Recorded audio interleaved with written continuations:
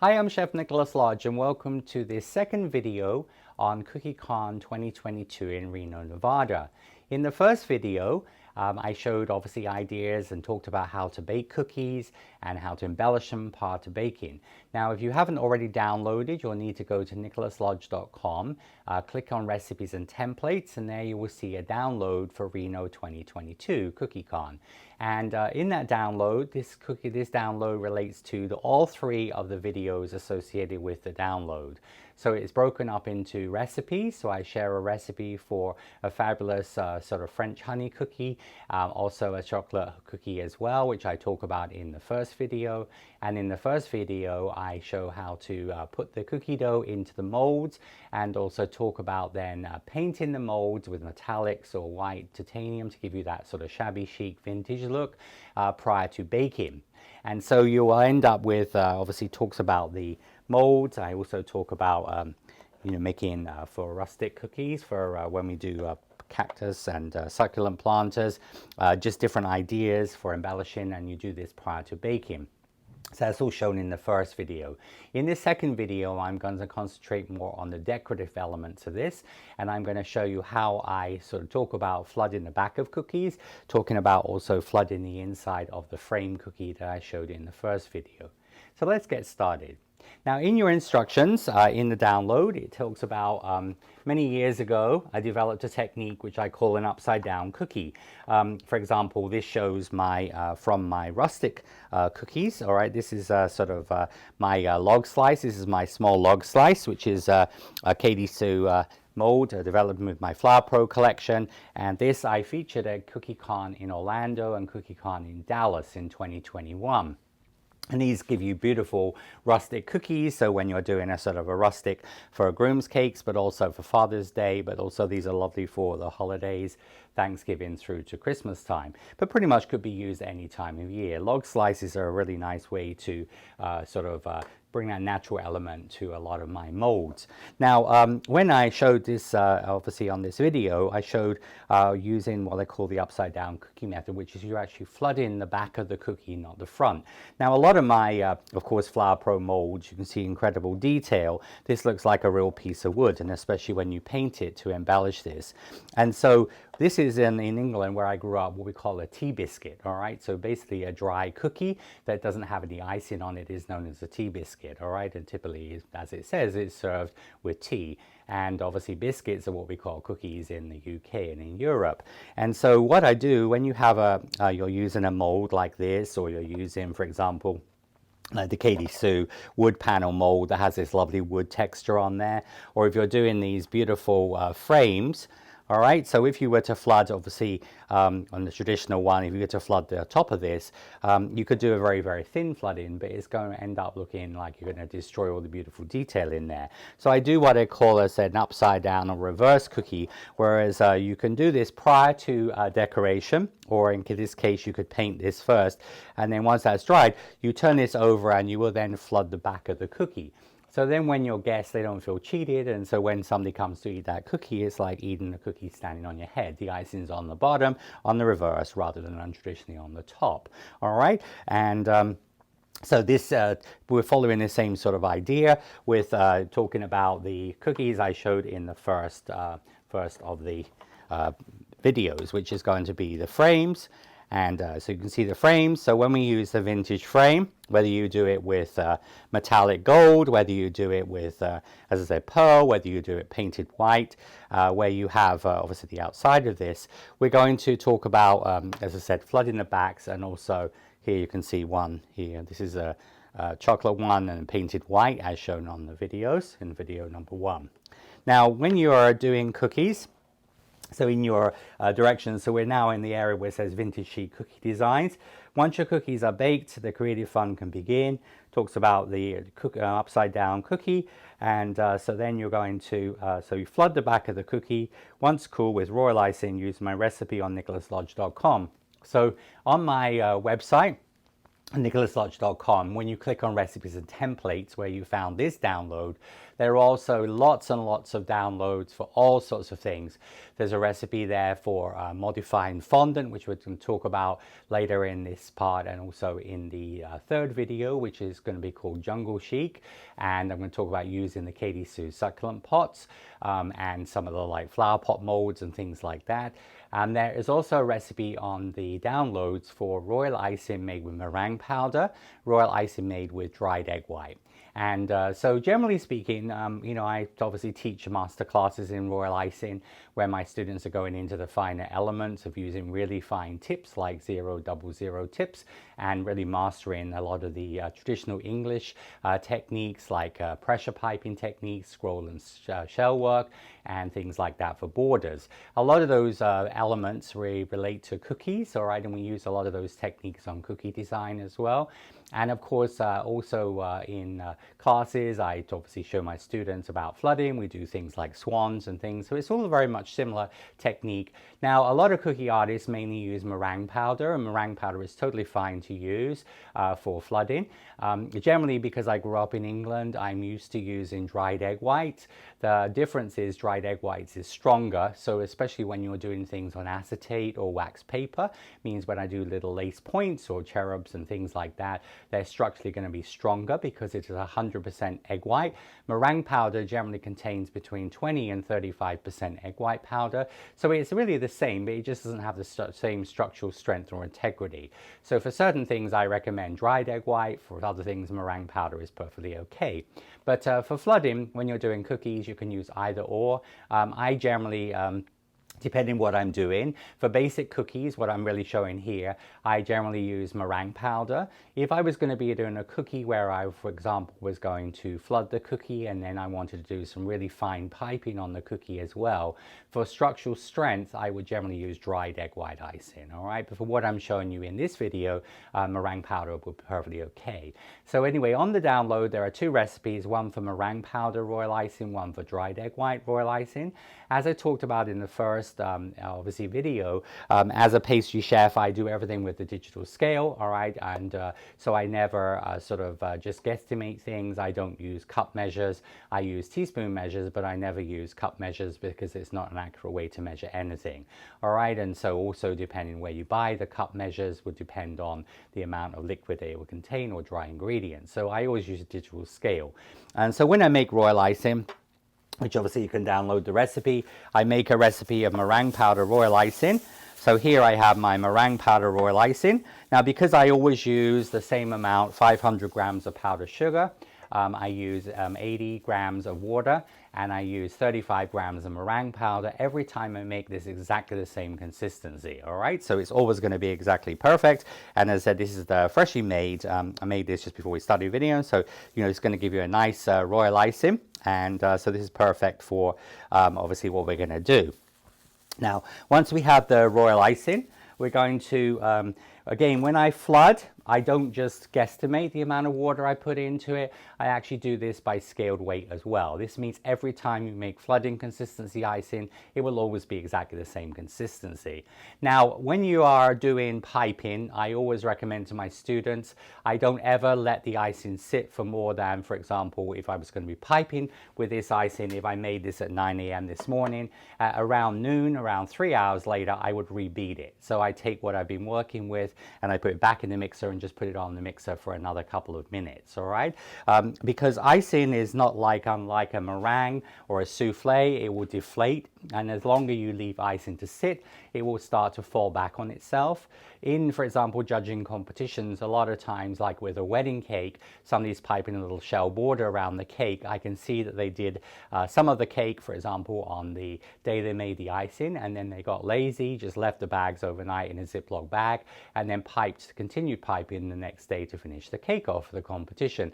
And what happens is the icing doesn't have the same definition, the shell work, the bead work, whatever is going to lose its definition, because the icing is going to deflate, all right? But for what we're doing when we're doing flooding, all right, you can use flooding icing that's freshly made, or you can let it sit for a couple of hours or all day. All right, if I was leaving it overnight, I would generally just rebeat it the next day. And this means you get sort of a better volume on your product. Also remember, royal icing, if you let it sort of sit a long time, it's going to go back to the consistency it was before you start putting air into it. So it's not going to be as white either. All right, so for white icing, that does make a difference too.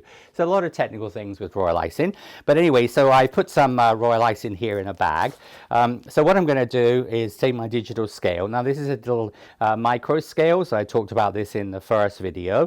And so this will scale up to 500 grams or 1.2 pounds, all right, which is, as I said, just a small little micro scale, but this will scale 1/10 of a gram. And so this is really, really useful when you come on to doing, when you want be very accurate. Okay, so I'm going to put a container onto here. I'm just going to zero that out or tear it out. All right, so we go back to 0, and I take my royal icing. Now, a lot of times when I'm teaching or when I'm working, what I would do is I will fill my bag. So this is freshly made royal icing, meringue powder royal icing. And then what this means is I can use this bag, this piping bag, and then I can use that to scale out, or for example, fill bags. When I fill little tiny bags, I can fill from that larger bag. All right, and in classes, that's what my students do. So when my students are, for example, working on piping where they're using the same consistency, they're going to, as I said, fill the bags from this bigger bag. So what I'm going to do here in a container, so we're going to use, so once we've done the royal icing, we're going to add to 100 grams of royal icing. So I'm going to show you 100 grams here. Okay, so you see it goes up like 14.6. But here I'm just going to cut the end off because I want 100 grams. And of course you can also just use a spatula and take this out of the container here. So I'm going to just use 100 grams. Now of course you could do this in the whole container because we're going to add 6 grams per 100 grams, all right? So that would be, so if you put 30 grams of water into your container, your bowl of your 500 grams of icing, just stir it very, very lightly with the, switch the mixer on low and stir speed, then stir, then that will actually give you 500 grams of flooding icing. All right, but, so you're just going to, so here, so as I said, this is going to give you, and you see it's a very, very accurate scale, and if you've got a little bit too much, you can take some out there. But you see it only takes a tiny amount. But as I said, to 100 grams, all right, which is approximately, said 28.5 grams is 1 ounce. So this is approximately 4 ounces. And of course, you can just put this with a wet towel on the end of it, and then use that for the next step. And then to this, I'm going to add 6 grams of water. Now, when I add the water, I usually use 2 things. I would normally use a syringe. So this is just a small syringe, all right? And we're going to talk about a larger syringe in a moment. So I would just take a syringe and just suck up some water into this. And then something else that works well as well is a pipette, all right? Pipettes are used for all sorts of things, and I found this wonderful to add water when I'm just changing the icing consistency a little tiny bit for, say, pressure piping. And the pipettes also work very well, all right? So either of those work really, really well. So we're going to zero out, and here what I'm going to do is I'm going to add, as I said, 6 grams of water. And you see this goes sort of fairly fast, so we're at, so here, and then I'm just going to go to just add into there. And then once I get a little bit past 5, okay, what I normally do is I finish off like a pipette. This is a little, if you just want one little drop, all right? So this is convenient when you want just one little drop of water, okay? So you see that's a good way to just, see, just slowly add the water to this. And then you can finish it off with a water spray bottle. So this is just a spray bottle. And so just with a fine spray bottle, just then I use a spray bottle, and then that will give you your your water in there. All right, so there's 6 grams. So just go to 6. Now this is very, for example, when you sort of breathe too closely next to this, because this is more like a pharmaceutical type of scale, so it's very sensitive. So as I said, so you add 6 drops of 6 grams of water to there. And so I have 6 grams of water to my 100 grams of royal icing. So then I'm going to just give that a little stir. Now remember, you don't want to incorporate too much air into this. I'm just giving this a stir, so just like how you fold things in when we do a recipe. You see, I'm just bringing this. Now I'm a little bit of a purist. I don't add corn syrup or anything to my royal icing. I just use, as I said, this is just meringue powder. So basically powdered sugar, meringue powder and water, and that's it. I like, for example, the flavor profiles to come through in the cookie. Like, for example, this chocolate cookie is a very sort of rich cookie, and you've got the little espresso in there, the beautiful vanilla bean paste we talked about in the other video. And so that is going to be, so you're just going to mix this through, and this is going to give you perfect flooding consistency icing every time, because you're using scaled weight, you see. And so you're just going to stir this through.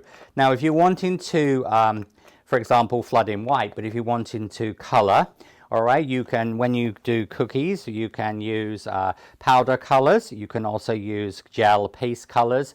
I wouldn't ever use liquid color, because liquid color will change the amount of liquid. Because if you use liquid color into this, now you're going to throw off the proportion of liquid to the icing. But you can use powder colors.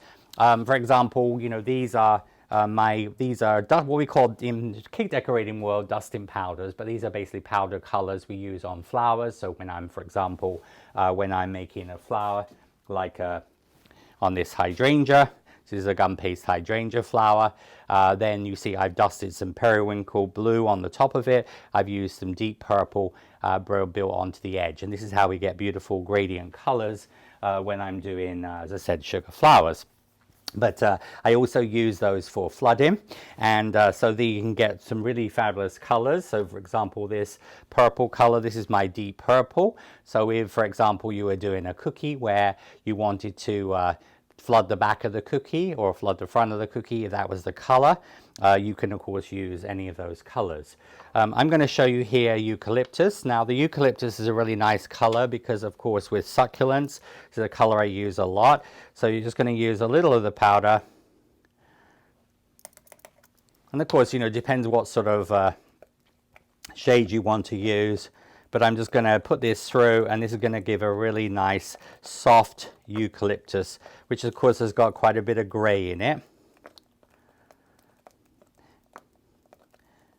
And you can make it a little bit darker than this, depending on what color. And of course you might be matching this to a wedding sort of fabric or something like that.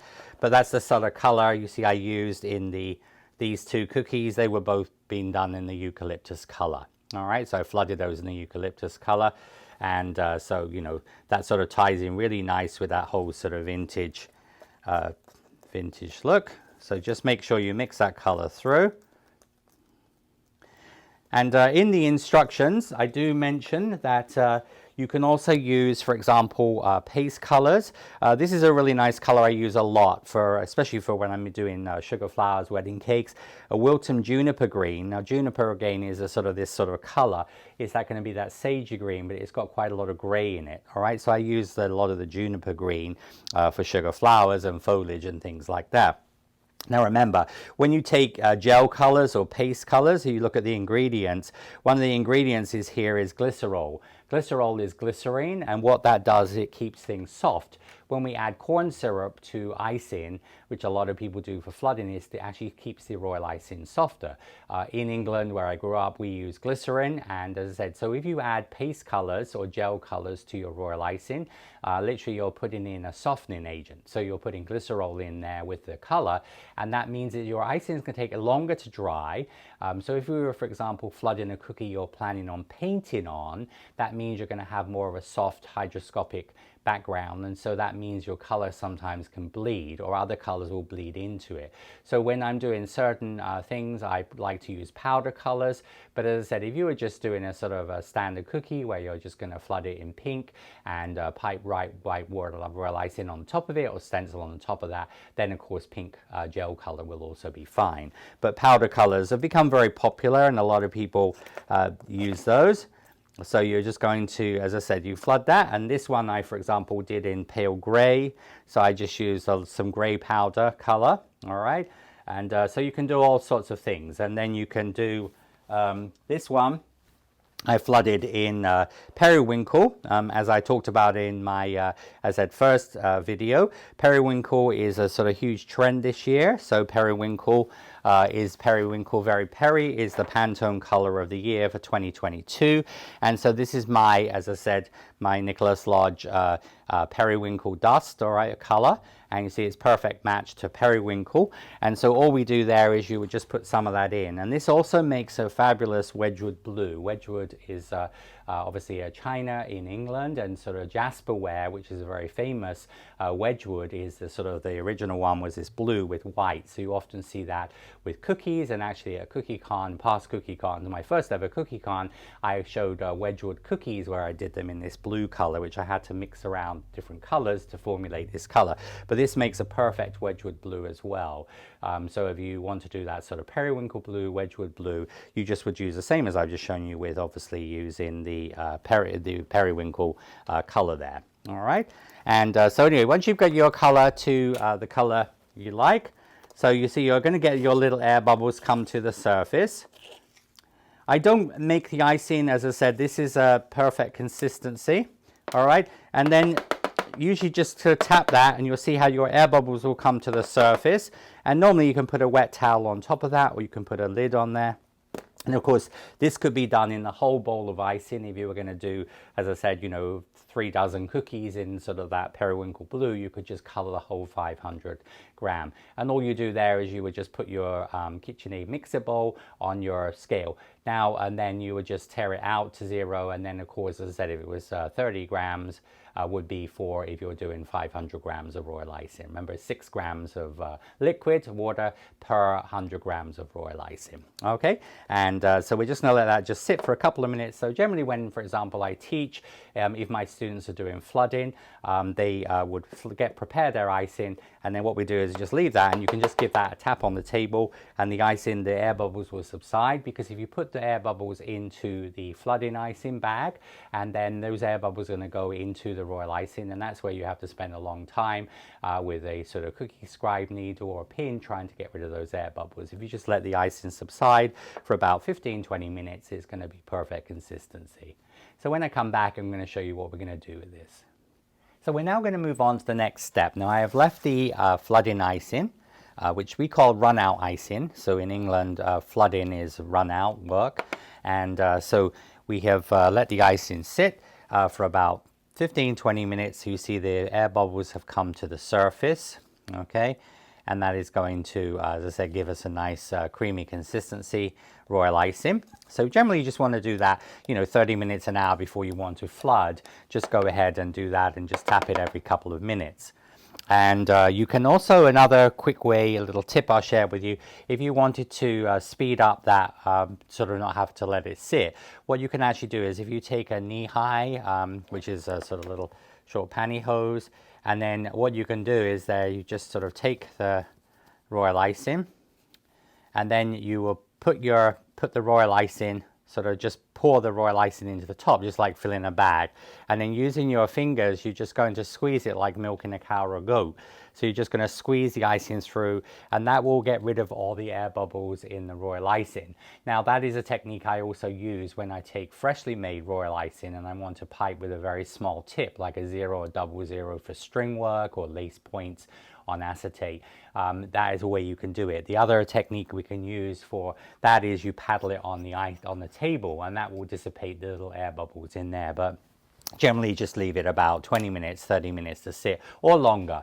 All right, now remember, if you left this now like until tomorrow, what would happen? The consistency would be totally different, because what's going to happen is, as I said, it's like a souffle or a meringue. The air is going to break down, and then the icing will become softer and softer.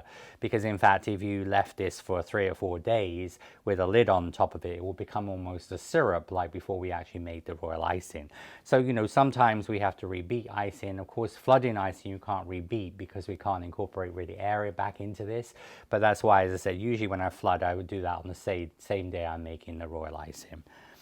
Now, once you've got your icing made, you're going to use a small cornet, as we call them in Europe.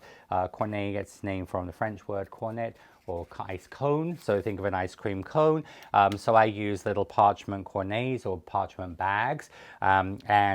These are the extra small, small and medium, which is often what I would use for flooding.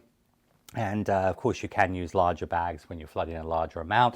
Of course, now tipless bags have become very, very popular. And so with tipless bag, when I fill the tipless bag for flooding, normally I use my little flexi scraper. And once I've got that to the icing in the bag there, I would just use the flexi scraper and push the icing down into the bottom of the bag. And then I personally found these are little bands you get at like craft stores for hair bands and crafts and things. And you're just going to use those and put them on the top. Now, because I've been in this industry close to 45 years, I studied my apprenticeship in London actually 45 years ago. I have always used parchment bags, and in my classes that I teach here in Atlanta and all over the world, that's what I mostly use. Of course, tipless bags are a fairly new thing in cookie decorating and decorating in general, but as I said, you know, it's what you're used to. And but because I often pipe with this size bag when I'm working with a 00, that is with this size bag, that's about 2.5 inches long, all right? And I can put a teaspoon of royal icing in there if I was piping really fine work on a cake. So I don't want to have a large bag. But obviously tipless bags now come in small size, so this is very convenient when you're just using a couple of projects. And so you cut the end of this to comparable to about a number 1.5 to 2. These are the PME tip, which I consider, you know, they are the Lamborghini or Ferrari of piping tips. So when you're doing certain things, I would definitely recommend PME tips. They're stainless steel, but they also are perfectly round on the end of them. Whereas most tips, when you look at a lot of cheaper brands of piping tips, they're actually not round because they're made like a cookie cutter, where the metal is made into a cone shape. That means you're always going to have the seam like you'd have on a metal cookie cutter. So whereas these are seamless, all right? It does make a huge difference when you're doing for example, lattice work, trellis work, really fine detail work. Like a lot of the European cookie artists, these are the tips they would use. And but anyway, so you cut it off between a 1.5 and 2, and then you would so when I do the upside down cookie, all right, so what you would do is you turn your cookie over. You could do this onto a small little for example, silicone mat. I use a lot of these ones here. This is a little silicone, just put them onto there. And of course you can do this on a turntable as well, little CookieCon turntable. And then you would outline, and then you can flood in the same icing. Traditionally in England, we always outline in normal consistency royal icing. So for example, in England, a lot of cookies, when I first started in this industry, when I was 15 years old, I started sort of working at 16 into an apprenticeship. But, you know, when we did cookies, you'd outline with a number 2 normal consistency icing, and then we'd flood in, or as I said, run out work into that with softer consistency royal. But now when you're doing backs of cookies, because we're not looking for precision, usually I just outline and I flood in the same consistency icing. And so that would be what the back of the cookie. So this is like, for example, the little planter cookie. So of course this color could be a color that complements the design on the cookie. Also, of course, it could be a sort of a color that works with a trend. Like, for example, if you were going to be doing say the planter cookie like this, and then on top of that you're going to use a succulent. This is made in the succulent pot mold, and you see I've used the purple, so I've used that purple, deep purple dust on there. Then of course the back of this, it would be really nice if you wanted to match in with a wedding color or party color, you'd flood in the purple color. Like this one here, I did purple and yellow. So let's say, for example, you were doing the cookies and you're going to be using sort of yellow and purple as your colors, I've got obviously inscription in the yellow, so I actually just on this one, I outlined in the purple a heart shape, flooded that in purple and then let it dry, and then I went in with a little corneli lacework in white and then also a little yellow shell border, the same tip I use, which is a 1.5 tip that I use mostly for lettering. I use for the outlining with a little shell. So, you know, it's sort of color would depend on what you're doing. But so what you do is you just would outline that, flood that is just a classic way, and then this would generally go into your food dehydrator. It talks about here that, you know, when you're using a food dehydrator, remember icing is hygroscopic, which means the longer the icing takes to dry, the duller it will become, all right? So if it was raining outside and you don't have a food dehydrator, it means that your icing is going to absorb a lot of the moisture, the atmospheric moisture, and so that would make the icing very dull. You'll notice this cookie, see how that's got a really beautiful shine on it, on that purple, all right? And so that was put straight away into the food dehydrator. All right, and so if your icing is dried, the surface of the icing is dried quickly, that is going to make a big difference to the overall look of the cookie, all right, the finish on the royal icing. So they're just, you know, sort of simple things, but things can make a big difference depending on what look you're going for. But this icing I just left at room temperature to dry, and that's so it's a little duller, and that is because, as I said, it was dried just at room temperature, at ambient temperature. All right, and so anyway, you would dry the back, and then of course you could then turn this over and then you can start decorating this, and I'm going to talk about that in a little bit later in this video. Now on the when you're doing the frames, all right, so when we do the frame cookies, what we're going to do there is we're going to be so on the KD Designs vintage frame mold, you flood the inside of the frame with flooding consistency, color of choice we're using a 10 millimeter 10 mil for the medium, 20 mil for the large, sucked up in a large syringe. Now, this is a large size syringe, all right? So this is the one I showed earlier on, a smaller syringe. So this is actually 10 mils, all right? So that means that you would suck up 10 mils of royal icing. But what this means is when we dispense 10 mils, just like if this was a medicine, it would give you exactly the same amount. So when you flood, then every time you're going to get exactly the same amount of icing onto the cookie. And that means they're all going to take the same amount of time to dry. If you're working on a cost breakdown, if you have a bakery and you're working on how much a unit costs to make, or a cookie artist, you're working out your costings, you can calculate obviously how much that is going to be in dollars, cents, pounds, whatever currency. But the thing is, you see how this one has got a very short, so that would actually be very difficult to put into the flooded icing and suck up. This is a larger 20 mil one, all right? And so when you do the large frame, remember I showed you the one I'm doing, which is really a better cookie size. This is the medium size vintage frame. That's the one I've got the examples of here. I use 10 mil of 10 mils. And so, but if you wanted to, you could suck up 20 mils and you could dispense 10 mils and then you dispense another 10 mils and then refill it. But if you're doing a large, if you're doing the large size vintage frame there, you'd use 20 mils in the large size frame. All right. Now, it also talks in here, you could also put less icing in. This one actually just has about just over 5 mils in here. And so if you're going to use edible images, or I talk about of the other options as well, but if you're going to use an edible image in this, what I would normally do is just make a thinner filling, a flooding of the on the cookie. So you could just use traditional method of using a bag if you wanted to as well. I'm just showing you new ways or different ways of being a little bit more accurate in the way you do things, like using the digital scale. So here I take the royal icing. So I've got my royal icing. So I'm just going to give that a little tiny stir for the last time. All right, so just going to give that, so it has a really nice creamy consistency in here.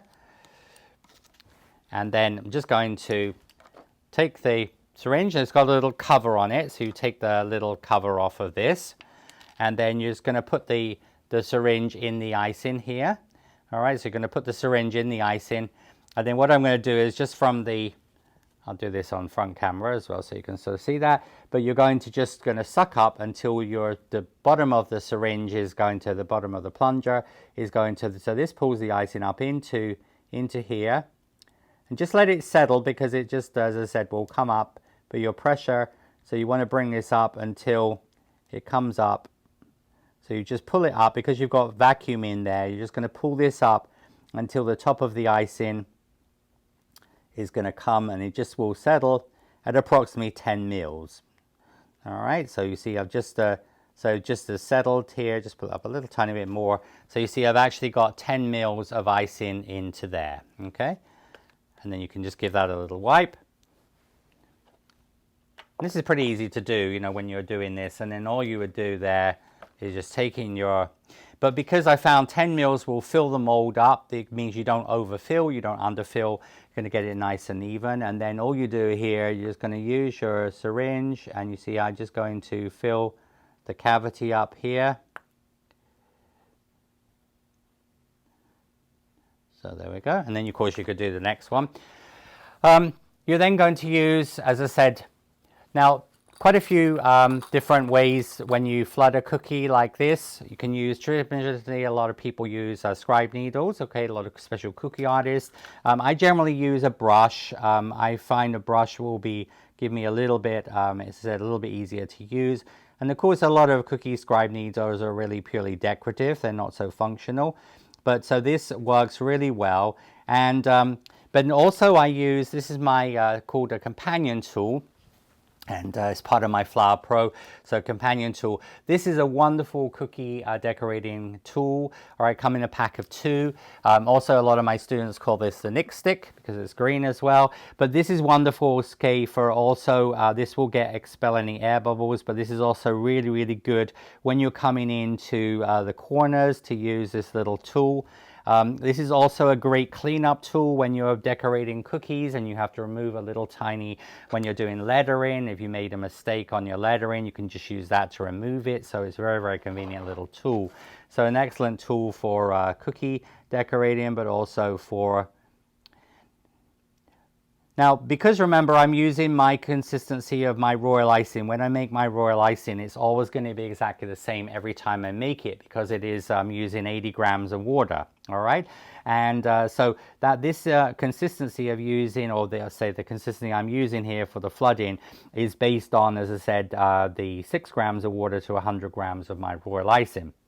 And but of course, if you're using a different recipe or using your own recipe, you might have to adjust that. But it's just using scaled weight of water is going to really change that gambit of making flooding icing, because once you formulated how much water you need to add to your icing, then it means every time you make it, you're making a lot of cookies. For example, during the holidays, you can just take your whole 500 gram batch of royal, or double that amount, whatever recipe you use, and then you just know how many grams of water to add to that. You add the water to it, and then you're just going to mix it on slow speed, stir speed, just for a few seconds, really, to combine it all. Cover it with a wet towel, let it sit 15-20 minutes, and you're ready to flood, you know, 60 dozen cookies or whatever you need to for the holiday season.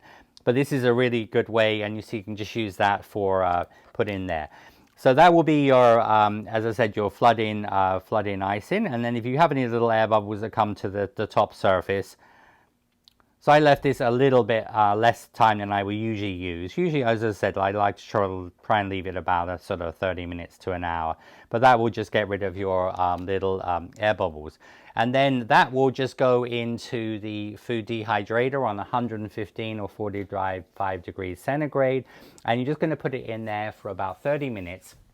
And what that will do, that will just, as I said, being hygroscopic, it will just set the surface, and then you will get this beautiful shine on your royal icing. All right, so you get this really beautiful mirror shine on the surface of your royal icing. And then you can take it out of the food dehydrator and just let it sit on the speed rack until they're dry. Or as I said, if you needed it to obviously to decorate them, you can obviously leave it in the food dehydrator longer. Now remember also, a food dehydrator, if you leave them too long, you're going to dry out your cookie on certain cookies.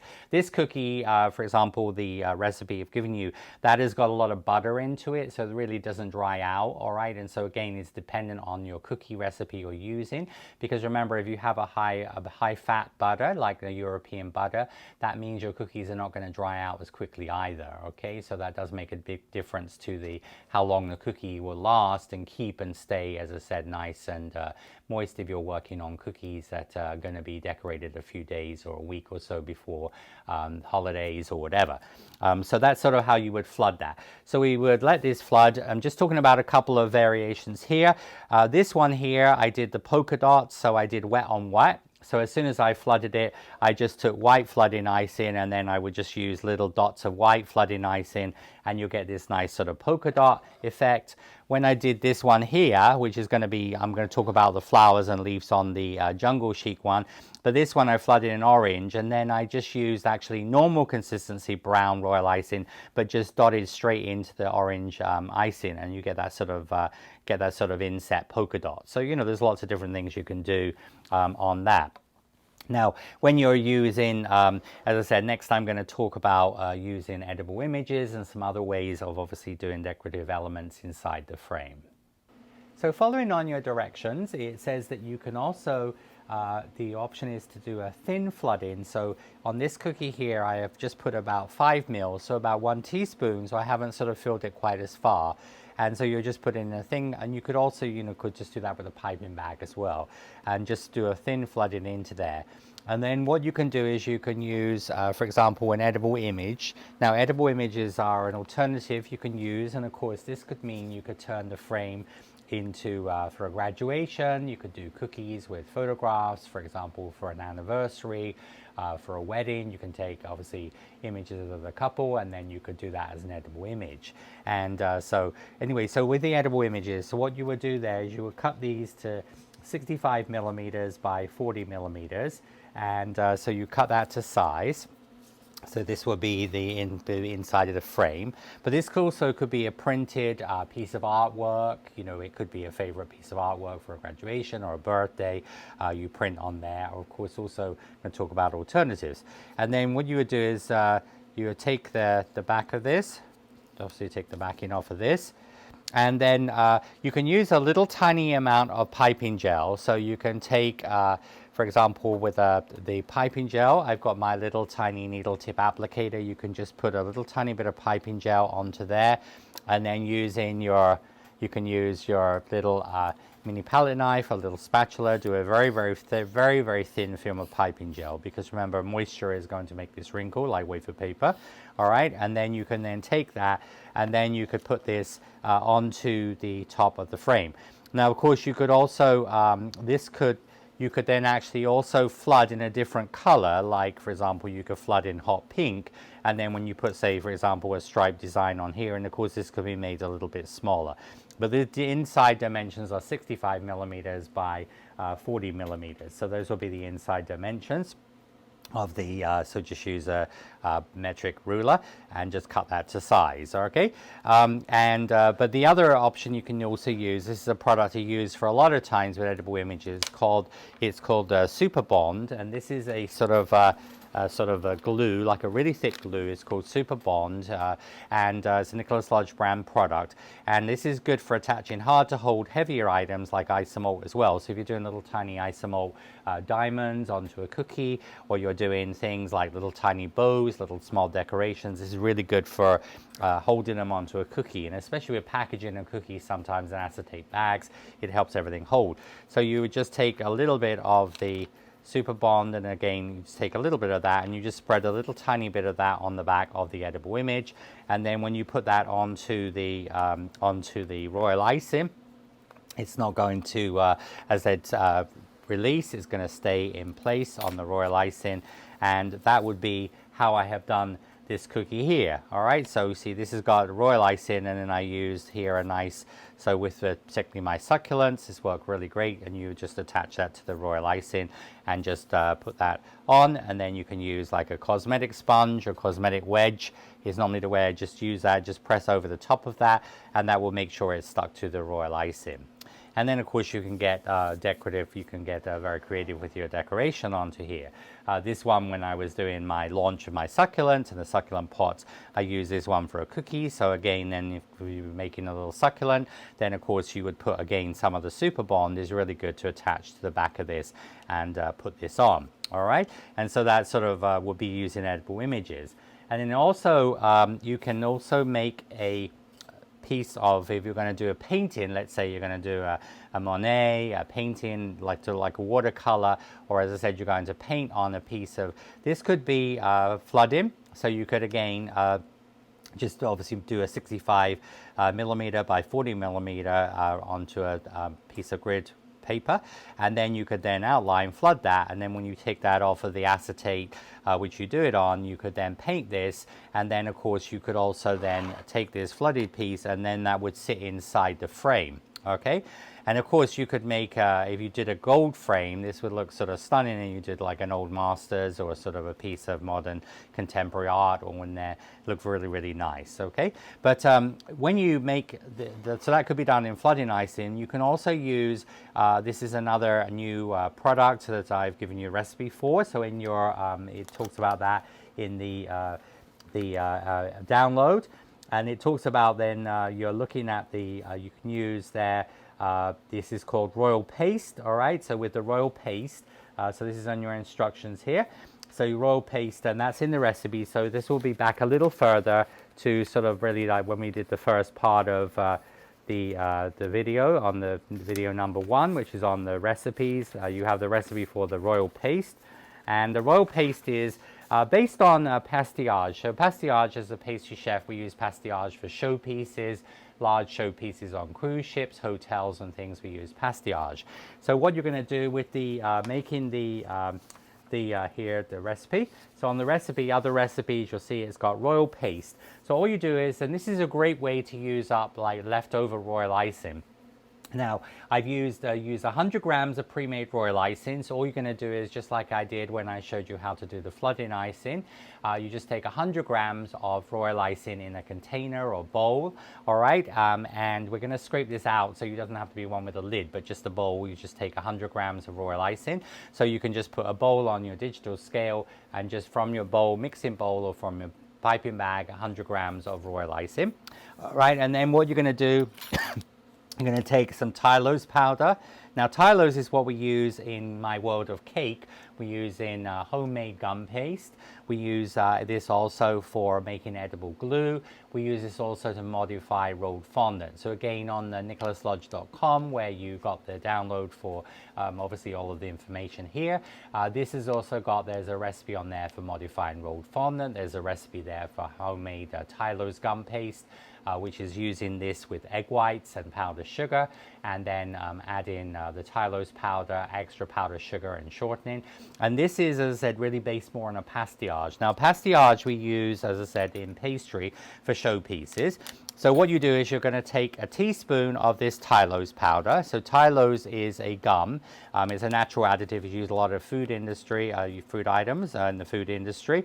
And so we're going to take a teaspoon, a level teaspoon of Tylose powder, and you add that to 100 grams of royal icing. And you're just going to mix it in. Now, when you mix it in, it will go a little bit like a marshmallow, all right? And so I'll show you some here. So we'll go a little bit like a marshmallow. And what it's going to do, because the Tylose, when it hits the sugar, the Tylose, when it hits the royal icing, is going to turn into, and here you take your, just to wrap this up really well. But anyway, so once you've made the, once you've mixed that together, you wrap in plastic wrap, all right? So you wrap this in plastic wrap, and so you can see it's a little bit like a sort of marshmallow type of consistency, all right? It looks almost like a stiff buttercream. And so you wrap that in plastic wrap, and then once you've wrapped it in plastic wrap, so wrap it well in plastic wrap. And I normally store this in Mylar bags. Mylar bags are good for storing any type of paste in. So I just put this into a Mylar bag, and I would store that. And then when I want to use it, what I do is just take off the amount you need, all right? So you might, for example, be doing just like a little succulent pot. You might want to make a little something in a silicone mold. You might want to make like little flower pots, for example, for a Father's Day cookie, something like that. All you do is you're going to take a little bit of the base, but you do this as you need it, all right? So you just sort of break off some of that base. Now this is made with meringue powder, and this will just keep in a cool environment, will be okay for weeks and weeks. You can keep it in the fridge for long-term storage. It will keep months in the refrigerator, but you just keep that base until you're ready to use it, because very much like pastillage, we use it, and once you've made it into a paste, you use it straight away. So you take this product, and then I have a bowl here with some powdered sugar in the bowl, and with the powdered sugar, all I'm going to do is I'm just going to work the base paste. So this is really just royal icing and Tylose powder, and so you're just going to mix it with your powdered sugar, and you just add enough powdered sugar until you get a soft but not sticky dough. All right, so you're just going to add enough powdered sugar. But you see, I just do this on a bowl, in a bowl, and then this is very, you can just leave this bowl for when you use this. But you just need enough powdered sugar until that makes the paste. All right, so just mix this through. And then all I do is to use this, I would just add a little bit of, tiny bit of vegetable shortening. So just a little smear of vegetable shortening to this and mix this through. All right, but as I said, it doesn't want to be sticky anymore, so just add enough powdered sugar to that. So you're making a, as I said, soft but not sticky dough, and then you can color this. All right, now of course, if you were doing a lot of something, like you were gonna make 500 flower pots, you could actually color your royal icing like a terracotta color, and you could make the whole batch. But generally, I just would then put a little bit of brown, a little bit of orange dust or gel color into this, so you'd make this into the color you want. Now, eating wise, this is just like almost like hard royal icing, all right? So it's really, really good to use on cookies, but it doesn't have elasticity like gum paste does, or my flexi paste, which also I introduced at CookieCon in Dallas and Orlando. But as I said, because flexi paste is a more sort of, as I said, more elastic, as would be gum paste, because that's egg white based. But this is just going to be, as I said, a really good paste to use in silicone molds for, as I said, for basic things like little flower pots and things like that. So here I have some that I used actually for little flower pots. And you can see I just made this like a terracotta color. All right, so you just will make that like a terracotta color. And then you can use that as I said, to press into molds. So when I did some of the decorations. Now, all of the succulents, there is a link to a separate video. So there is a YouTube video of using my succulent molds. There's 3 videos that use my actual succulent mold. And there's also a video that has actually how to use this succulent pot. You have the directions in your instructions of the sizes of the ball of paste if you're going to use a size guide. But when you do some of the other decorations I have on the sample cookies, you can just press the paste in and just skim off the excess paste. So it's very easy to use. So I'm going to just show you how I did sort of some of these items here. So this is a little alpha pot mold, this is the gardening accessories by Katie Sue. So we had all of these available at CookieCon, and we have them on our website on nicholaslodge.com.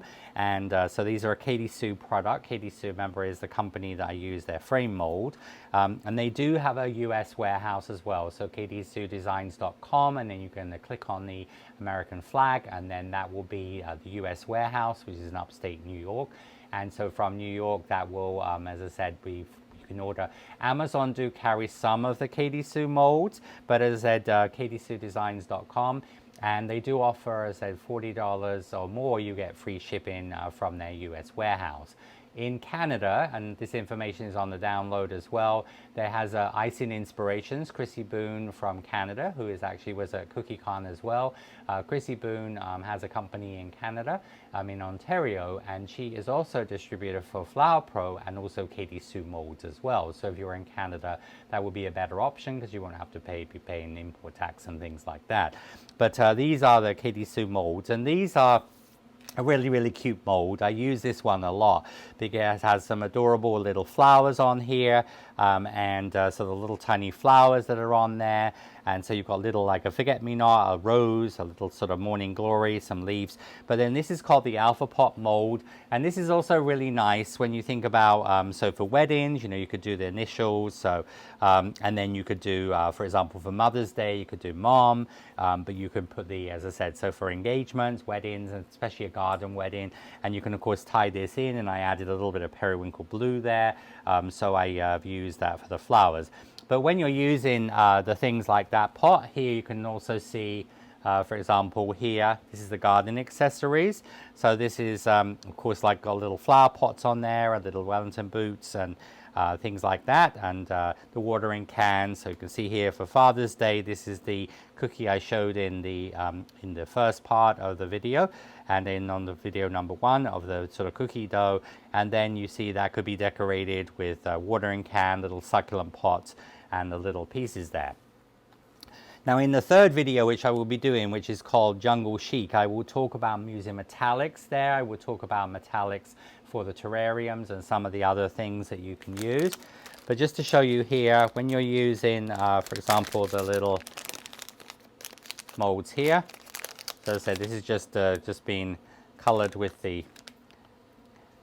So when you're using the molds, like the flower pot mold, the little watering can, things like that, you can put a little bit of vegetable fat shortening into the mold. So you're just going to use a brush here, and I just put a little bit of shortening onto a brush here, and then you would just put the little bit of shortening into the mold.